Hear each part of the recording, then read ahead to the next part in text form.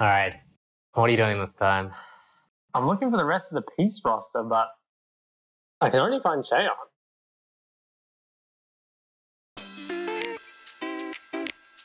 Hey everyone, and welcome to 2023's episode 1 of the Matchfix. I'm Shok, the Magi Magician and beacon of base takes. I'm joined by the support Giga Chad and always down bad, emelg. Starting off with our LCO recap, we've had something a bit strange happen, which was Peace just don't have a roster. Yeah. I've never seen anything like that. Like, I don't know, the contract database, it has like 2 of them, right? Or has like 1 of them? I think it has, well, when I checked last time, it was just Cheon and mid-wall. So only 1 actual player. Hey, that's all you need. That's a stacked lineup right there. But yeah, so they forfeit the first week of games, and I believe it's just not sure if they're just forfeiting more games, right? But yeah, I don't know.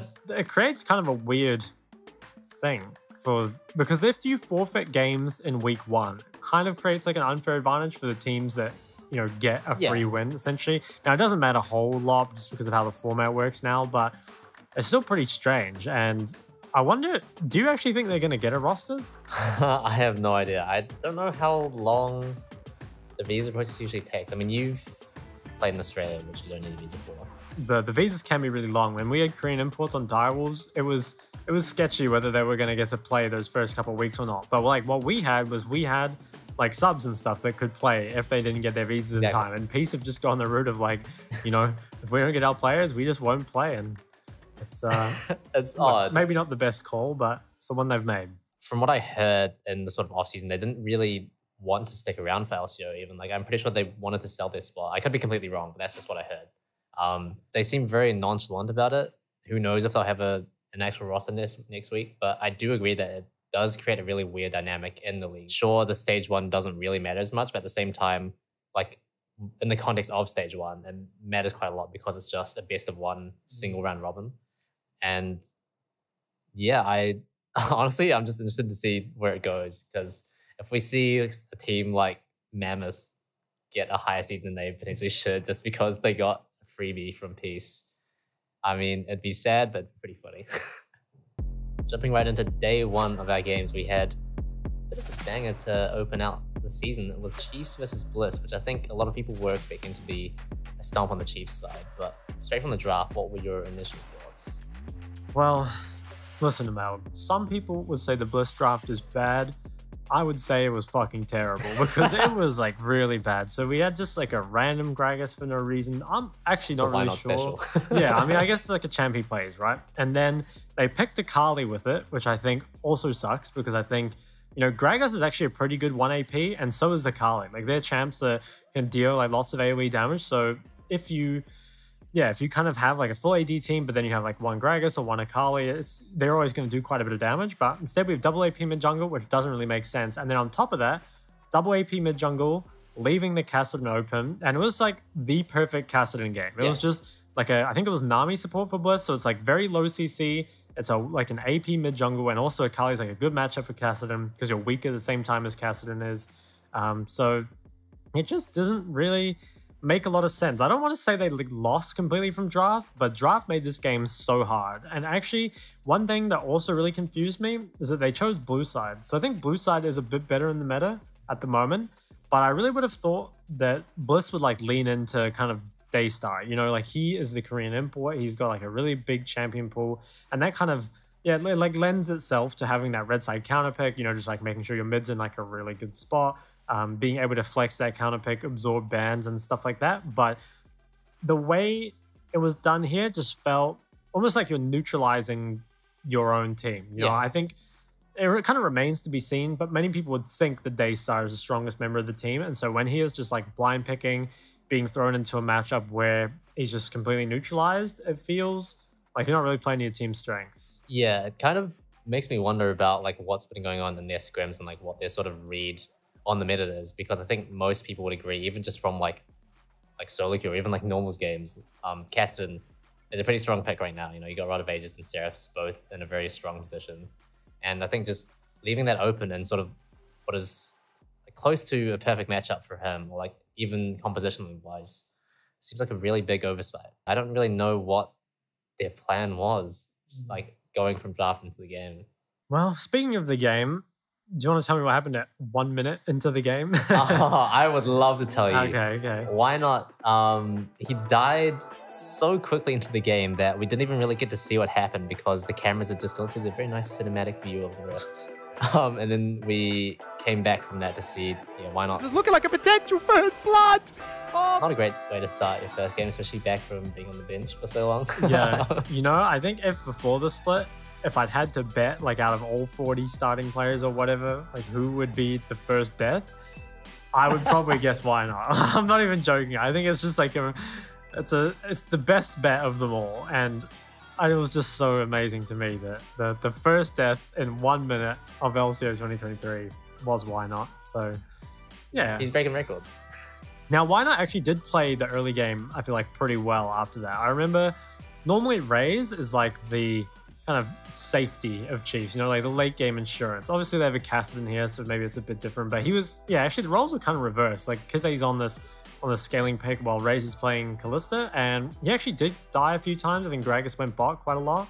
And I don't think Bliss were in a great spot, but I would say they were in a fine spot given their draft. But there was just like tons of bot fights, and they felt pretty even. There was like lots of kills traded back. I remember Aladoric actually was like getting reasonably fed. We'll just die.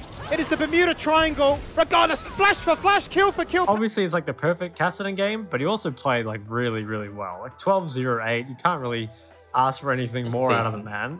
You know how I always say like people end up wasting their red side counter pick? I think Kize is probably, off the top of my head, like the best player at using counter pick in LCO. A lot of these other, they pick these pussy champs or they just pick these neutralizers. But Kize, if you give Kize red side last pick, he's going to give you the long dick. You know what I'm saying? So yeah, I'm a big fan of that. I think that's what Daystar could do as well. Bliss were doing well in the early game, I think. Or they were doing all right. I think bot lane, they did manage to get an early kill onto Raze, and they were doing pretty well for themselves. Like they had a lead. Lemus was kind of firing off on all cylinders. He had some pretty interesting plays, but overall they were doing pretty well. They had a gold lead. I think the big turning point was around the 20-minute dragon fight. It was the third dragon, I think. And the way this fight went was quite interesting for me because Bliss had managed to secure Prio on River, and they were all positioned on it. They started it. And somehow they kind of just lost their coordination, it seemed like. Everyone, they reached the point where they were kind of like doing the dragon dance for so long that everyone kind of fell out of sync and they were all on different pages. Like when the engage actually started and the fight started happening, there were like a couple people around dragon, there were a couple people like trying to engage, and a lot of abilities missed. Really just a huge disaster for Bliss, and that's kind of just where Chiefs were like, okay, we're gonna win the game now without Cassidy. I mean, admittedly, that's kind of Chiefs' strength, right? Like they're always like a solid scaling team, and they've got the kind of the players to back that up, and they're a lot more experienced than Bliss at this point. So, yeah, I don't know. Honestly, it wasn't a bad first game from Bliss. I felt like it was reasonable showing, but yeah, I want them to lean more into the Daystar. That's what I'm hoping for. Moving on to day 2. Direwolves versus Bliss. This is kind of the middle of the pack teams. We feel like there's a bit of a gap between PGG and Chiefs and the rest, and this is kind of where we're going to start seeing where those teams filter out. So it was interesting. I'm sure in between these two matches that Bliss did watch the Matchfix, and they took my advice of, let's give Daystar last pick. I think that's a reasonable thing to do, but I'm not a huge fan of that, honestly. So I think Ryze is the best blind pick on this patch. So if you're saving your red side last pick and you've given Ryze, that means like you need to have a really effective answer to Ryze. And if you don't, you should just take Ryze earlier, right? I believe Ryze was picked blue side 2-3, and they didn't take mid on 3, which is saying that, okay, we have more than 2 good answers into Ryze. And then Dire was banned. I think it was Syndra and Cassin, which, yeah, okay. Syndra is good into Ryze, I think, can match the wave clear, also good against short range. And the Cassin is kind of just like accepting that Ryze is going to run rampant for the early game, but then you just kind of get free scaling. Now, what they went for instead was the Lissandra last pick, and I feel like it's pretty average. In fact, I actually like Ryze into Lissandra because like Lissandra's main strength is that once she gets like 3 or 4 points in Q, like at level 7 or so, she can just start spam pushing the wave and you can't really get priority. But by that point, Like, Rise has great wave clear throughout the entire game, including that point, right? So you can just kind of always have it pushed in. I also think Rise is a great user of tenacity, like Mirth Treads, unflinching. So I really like Rise into Lissandra. And again, I don't think, I mean, maybe Daystar chose this. Like, it's hard to say it's like a mistake from the Bliss coaching staff or whatever. But I feel, again, it just doesn't really lend itself to how I see this team winning games. I really think it's going to be about mid-jungle, like trying to make sure they have a lot of threat. Kind of like what Peace used to do last year. They had like Appy and Lisa, and they kind of expand the map from there. But it feels like even though they have those tools here, like they have Lissandra Wukong, I don't think it's as destructive as it needs to be. And I did like the Direwolves draft quite a bit more. But I don't think this game was actually because of draft diff. You know, I think the whole like mid to late game was just such a huge mess. I do think Direwolves played it, well, they won, but they did play it a bit cleaner, right? And I think you did kind of see some of maybe like what we expect from Direwolves. It felt kind of like, you know, okay, we've got Decoy and a range support, pretty normal. We've got like kind of Praedyth and Chaz as our carries, and then we've got Poltron and Zoran as kind of being that maybe consistent backbone or whatever. So I think Direwolves came out and played how I expected them to play, and I'm quite happy about it. You know, I like the way Direwolves play. Bliss, on the other hand, I don't think they were like close to winning, but it was like a close game, but it was a close game, but I never felt like they were going to win. You know what I mean? It's like they kept it within touching distance, but it always felt like Direwolves were just getting the edge just a little bit more. Direwolves take the win. Bliss, though, they have like a lot of time to work on this, and obviously Direwolves also quite experienced. Like Zoran and Poltron have played together. Chaz, Praedyth, Decoy also played together, so it's a lot of experience to overcome. It's a good picture for Bliss going into the season, because I feel like a lot of the time teams in the early weeks, or I guess even like the early days, they'll often play a lot safer on stage than they do in scrims. But I feel like we didn't see that with Bliss. You know, they, especially in their game against Chiefs, they were quite bold in the plays that they made, maybe like a bit too bold, but I feel like it's easier to tone back craziness than it is to sort of try and build up craziness from nothing. I mean, O2 week, not how you want to start the season, but these are two of the higher ranked teams in the league.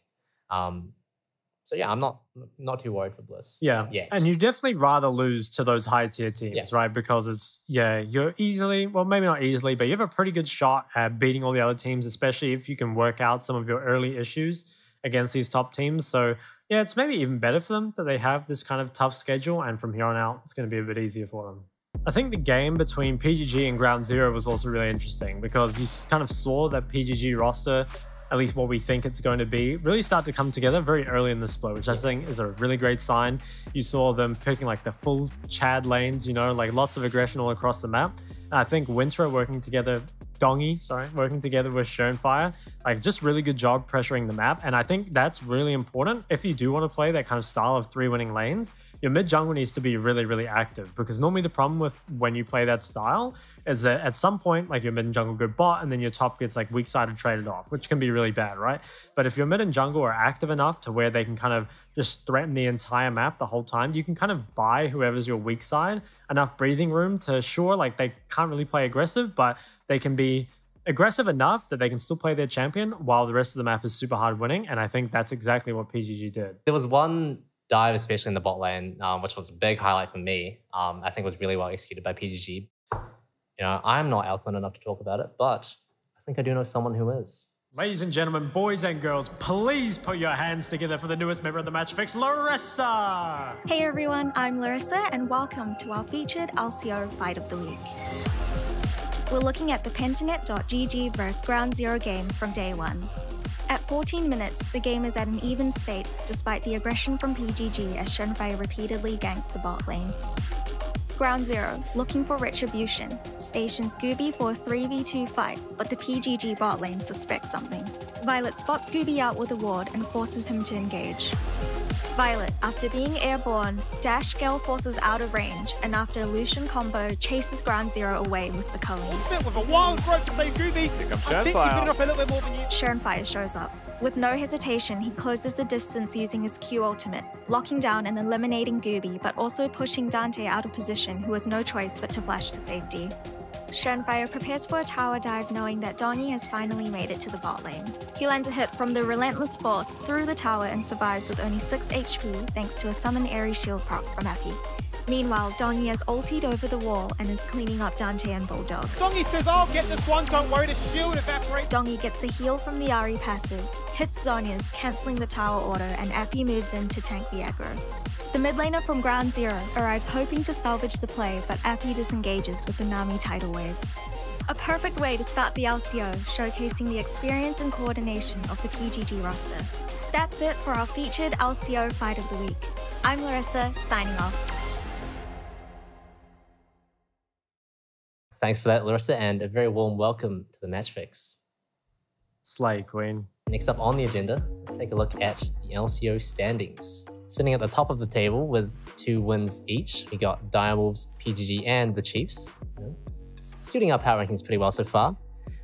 Sitting in 4th place next off, we have Mammoth and Kanga Esports, both at 1-1 respectively. I think both of those teams did pick up their win from the forfeited peace matches though, so we'll count it for this one. Yeah, they dominated peace actually. I think the fastest games of the split. Yeah, it was over before it even started. And then right below them at 6th, technically last, we got Peace, of course, and Ground Zero Gaming, as well as Team Bliss. So, the 2 new teams currently in last place. That's sad. True. Don't say that. We need more organizations. No, I'm just bringing it up. You know, it's they did kind of do them dirty, putting Peace above them. Yeah. You know, even though Peace can't even get a rooster together. It feels weird not seeing Gravitas at the very bottom of the standings list, to be honest. Yeah, it was almost comforting, you know? It's like everything was right in the world. Yeah, 2023. Speaking of 2023, new year, new split, and that means new LCO moments. And of course, the cast, dear to our hearts, are back again. Yeah, Skimmy, he was trying to hold himself back, unsuccessfully. $15,000 for first place. Everyone else, look, thanks for coming. If you were 4th, I think you'd be Sag. Is that called an OO? What if we replace the hyphen? hyphen? About League of Legends. OWO becomes UWO. Indirectly made Max say OWO. Wow, this derailed faster than I intended. Yes, bro. Yeah, Skimming was definitely firing on all cylinders, but we did have a player that was taking shots both on and off the rift. Alodoric, coming in hot. Speaking of, if anyone hasn't seen Alodoric's tweets towards Benvy on social media, there is some absolute lava. Absolutely. Unfortunately, it did seem like he had to delete the tweet, so maybe the Matrix got to him after all. Next up on day 2, we also had MacMate spitting out some pretty decent bars. Welcome back to the LCO for day 2. I'm wearing blue. 2 cows moo. That's something everyone was asking a second ago. I'm here with Kitty. I'm here with Rusty, Skimmy, usual crew. And how do you do? Maybe he's looking for a feature. Yeah, I'm pretty happy, other than the fact that I've lost like 5 solo queue games today. After every loss streak is followed up with a beautiful winner's queue. So you'll definitely reach it one day. I don't know when. Look, if that's the case, based on our OPGG, Kitty's due for a very long winner's queue. Praetus also having a rare moment of self-awareness in his interview after his game against Bliss. So I died on midwave, actually. So this is probably the part of the game where we have the most experience, is when I'm dying on midwave and then they start Nash. Call that post-midwave clarity. All right, boys and girls, it's that time of the week where you come to me, the smart fella and fortune teller, to tell you guys the predictions. What a joke. Sorry. Okay, day 1, we got, I believe it is Chiefs and Direwolves. So I think Chiefs will take this. I think they're the cleaner team overall. I think if there's a place for Direwolves to win, there isn't one. Chiefs are going to win. I would agree. I think that Chiefs have, proven themselves to be very comfortable in their first week. They didn't really show any signs of weakness. And Direwolves, it's really hard for me to see them beating out Chiefs and even like PGG to an extent. They are sort of like the clear 3rd team for me. So my money is definitely on Chiefs as well. In saying that, this is definitely the match that they would want to take up if they want to start turning some heads and prove themselves to be more of a top 2 contender. Yeah, we'll see how it goes. Next up on day 2, we've got PGG versus Chiefs again. As you may remember from times such as last week, I did predict PGG as my winner of the split. However, as I mentioned then, I think they're a team that needs to scale up. They need to farm the advantages of being able to play on, the different servers, being able to play against some of the PCS teams or whatever they're up to. So I think Chiefs will take this one, but I still think PGG will be the better team at the end of the split.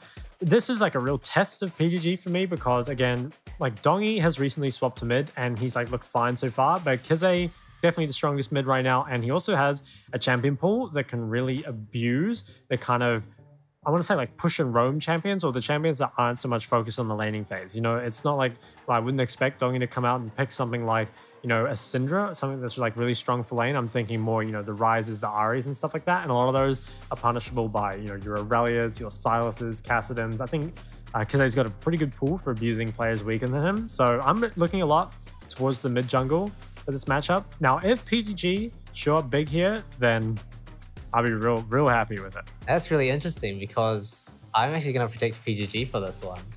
Wow, so I don't know how we swap. Yeah, okay.